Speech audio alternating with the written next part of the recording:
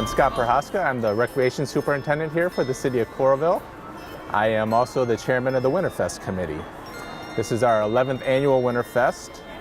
WinterFest started as an opportunity to show off the Iowa River Landing. 11 years ago when we started this, we wanted an excuse to get people out, show off the Iowa River Landing, and just have a fun family afternoon. And it's just grown from there. We continue to add new organizations to be involved.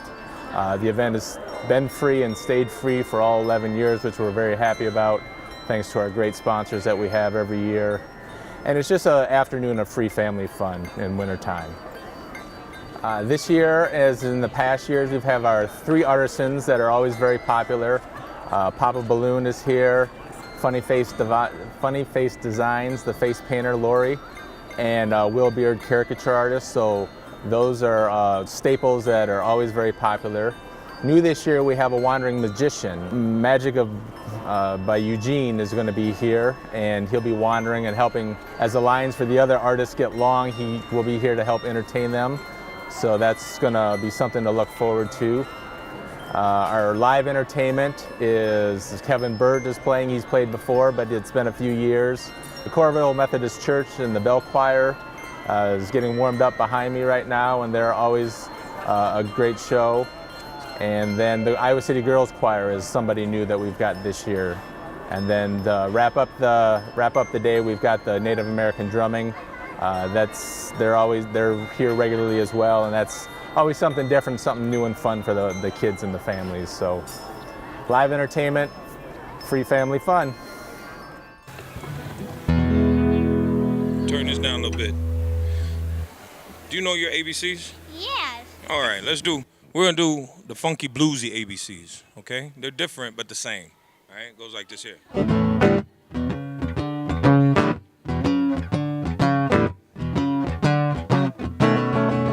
They go A, B, C, D, E, F, G, H, I, J, K, L, M, N, O, P, Q, R, S, T, U, V, W, X, Y, and Z. They are the funky, funky bluesy ABCs. Funky, funky bluesy ABCs. And once you get it, won't forget it. Sing along with me. They go A, B, C, D, E, F, G, H, I, J, K, L, M, N, O, P. This is a partnership between Summer of the Arts and the Iowa City Carnival project. And we do for the Iowa Arts Festival that happens the first weekend in June. We kick it off the event with the Carnival Parade in the streets of Iowa City. Right, and so for WinterFest, we're actually making carnival masks for all of the children. We've got little masks for them that they can decorate, and they can walk around and pretend that they're in the Iowa City Carnival Parade. Yep. So, or hearts that they can also put glitter on. Yes, and we also brought some of our costume wings. Wonderful costumes and wings that our volunteers for the parade will wear in June. Yes, and there's usually a website there's a link on the Summer of the Arts webpage to the Iowa City Carnival Parade page where you can sign up to wear a costume. Yes. Or you can come in your own costume. Right. All right, put the ball right there. Take this cup, put it on top. Take this cup, put it on top. Clap your hands 3 times. And just like that, all 3 balls are down at the bottom. You're fantastic, no doubt about it. You're on camera. All right, let's try this again. We'll do another trick.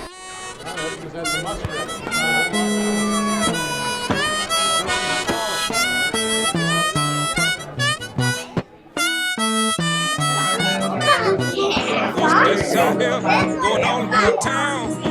Tell everybody you about to put that kid down. No, no, no, no. Honey, look at what you did.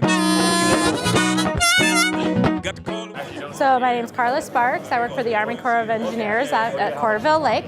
I am a park ranger out there, and so today we're mostly focusing on water safety, specifically ice safety out at the Coralville Reservoir. because ice forms very differently on a reservoir as opposed to a traditional lake or even a traditional river system. And then we're also focusing on just highlighting the different recreational opportunities that we have at Coralville Lake, like we have camping, fishing, boating, and so we have maps here and fun activities for the kids that they can take home, and hopefully you guys come back and visit us. So. You call it what you want to be. I call it messing with the kid. So my name is Hiba. I'm with the University of Iowa Hospitals and Clinic. I'm a first-year med student, and I'm here with a friend. We're part of the STEM education, where we just teach kids all kind of just simple things to kind of introduce them to science and just show them organs and what the human body looks like. And so we show them the brain, the parts of the brain. We also show them a heart, lungs, and in addition to that, we brought pipettes, so that's what we use in the lab, and it's called the drip pipetting technique. So we teach them how to use the pipette to color different shapes that we've cut out.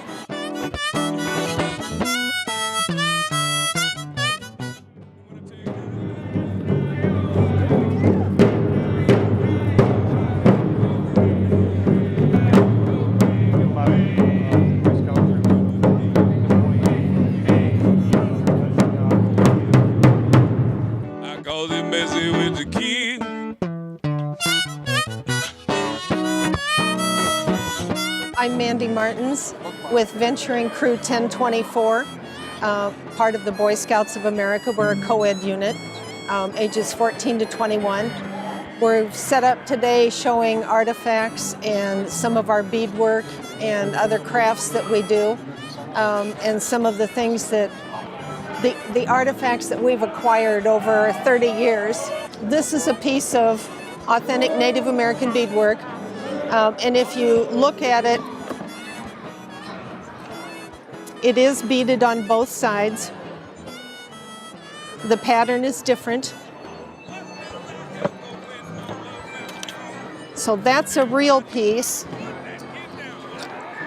And this is a piece that I'm currently working on.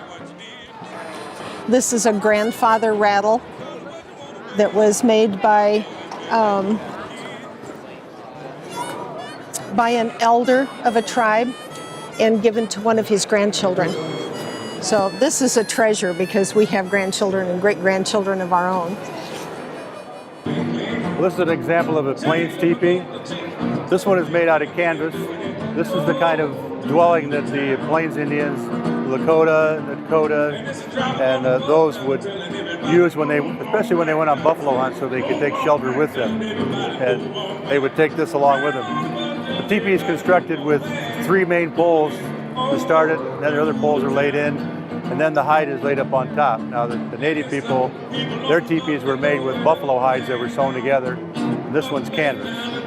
But inside the teepee, the whole family would live in there. They had sections off, and at the top you'll see the holes, the flaps up there, those are smoke flaps. And they would turn those so when the fire was inside, it would actually be with the wind and cause the smoke to come out of the teepee, so it wasn't smoky inside there. When they had one set up, they would have a liner on the inside that, as long as they had the teepee off the ground and the liner down, the smoke would be drawn up, and all of the space in their living space that was below the liner would all be smoke-free. So they used to cook it and have their fire for heat inside of there. Another interesting thing is that the teepee was normally the women's job to take it down, pack it up, and then go to the next hunting area and set it back up again. Also, if the husband and wife didn't get along, the husband went home to his mother, and the wife, she kept all of the other stuff. So it's a very good incentive for the brave to behave himself and not get sent home to mom. So.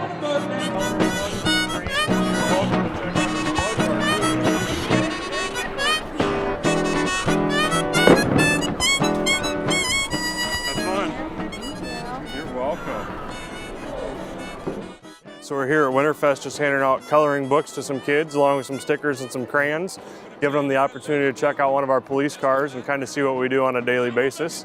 They get to check out the back seat and see how uncomfortable it is. Parents get to take some pictures, kind of just a community service event here today along with the fire department and a bunch of other city groups. Got the library and the Children's Museum. Just a fun winter event to get the kids out and have a good Sunday afternoon.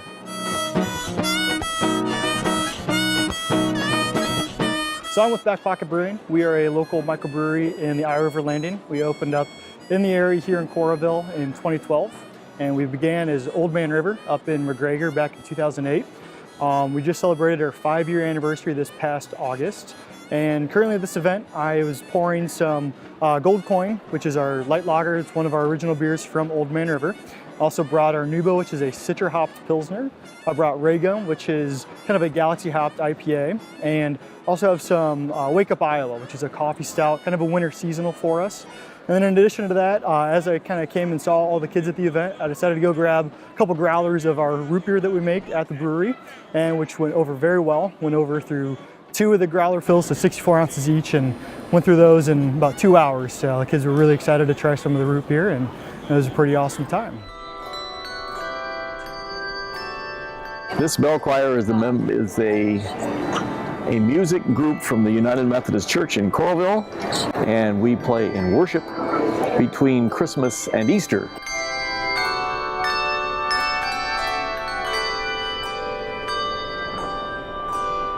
We're playing a medley of Christmas carols, starting with Hark the Herald Angels Sing and ending with Jingle Bells.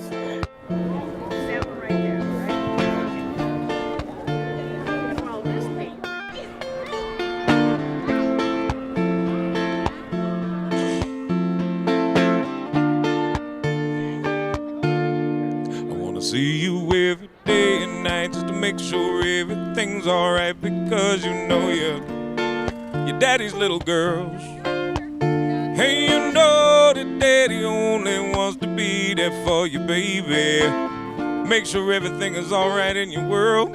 Wanna hold you in my arms, keep you safe and warm. Don't you know you got your daddy screaming out loud each and every time you're out there, baby's doing what you do. You know you make your daddy so proud. You make my life worthwhile. You make my life worthwhile. Oh, darlings, when I see you smile, na na na na na na. I wanna hold you in my arms and never let you go, but then baby you'd never grow, and that's not what daddy wants at all. Daddy just wants you to understand no matter what. So my name is Alexandra Draymond, and I'm the director of the Johnson County Historical Society. We are currently in our exhibit gallery. We are a nonprofit group dedicated to providing and sharing the history of Johnson County through interpretation, preservation, and education. We house roughly 12,000 artifacts related to Johnson County, including exhibits as well. We do share a building with the Antique Car Museum of Iowa, and then we also have the Hawkeye Model Railroad Club in the building as well. So one of the really neat things about our 19th century printing press that we have here at the Historical Society is that it actually functions. And every WinterFest we have Gary Frost come in and he runs it for us. And it's really neat to see an artifact of ours actually work and produce something. And the kids really enjoy it, and it gets them into our exhibit hall, which we are free today for everybody. And it's just a really neat addition to WinterFest. Gary creates a little worksheet dedicated to WinterFest. It'll be 2018 this year. So, and the kids really enjoy seeing it work and how it functions and all of that. My current composition, which of course doesn't tell you anything that is newsworthy, because it basically describes the printing press and displaced type of, no pun, type of work that relied on metal to print to paper. Now we have electrostatic, we have inkjet, we have offset, we have lithograph, we have all kinds of other methods ultimately to get an image on paper. But this now ranks as a pioneer type of work, and it was very vital. Everything in the museum here, from the motel to the mortuary to the drugstore, all of them required job printing. Everybody came here. And Iowa City particularly, because of the newspapers, Daily Iowan. The largest, incidentally, the oldest and one of the largest college newspapers printed right here since the Civil War. Leave me be.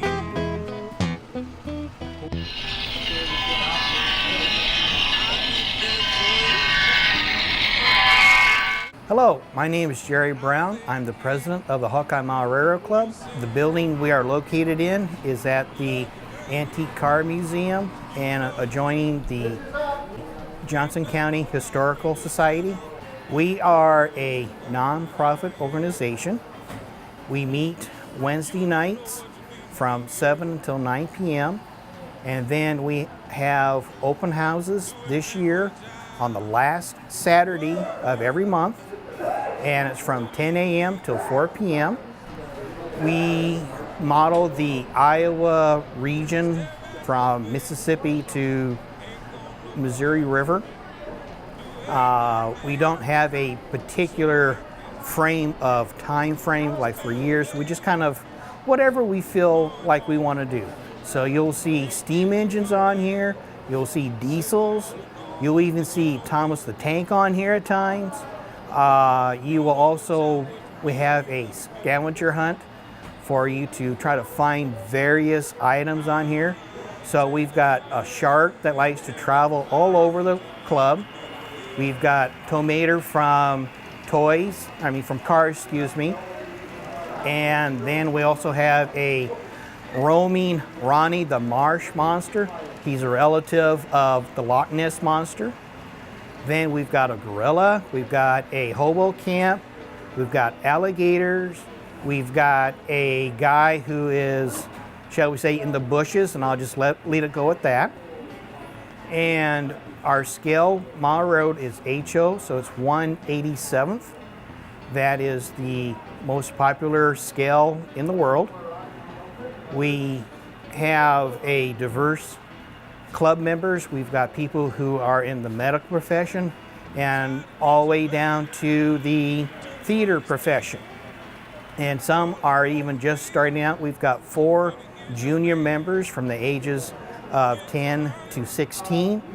We are looking for additional members, and we are open for male and female. They say mile railroaders are a little nuts. Yeah. Nah, we're very creative. We've got a diverse group of individuals that have their own little niche in the hobby. Like for mine is doing the scenery work, painting of the engines, the buildings, and then we've got other people who are doing the wiring that underneath that makes all this run. This hobby, as far as I know, is the only hobby that can involve geography, geology, electrical and electronics, photography, painting, all over the place. Historical items, or there's a whole gamut. Whereas there's some other some other hobbies out there, they do have some of that, but not as diversified as what Maharero can do. You know it's true. Ain't nothing on God's green earth, child, out wouldn't do for you. Yeah. You don't know what you mean to me, yeah. Do anything for your child. Oh, but you just leave me be.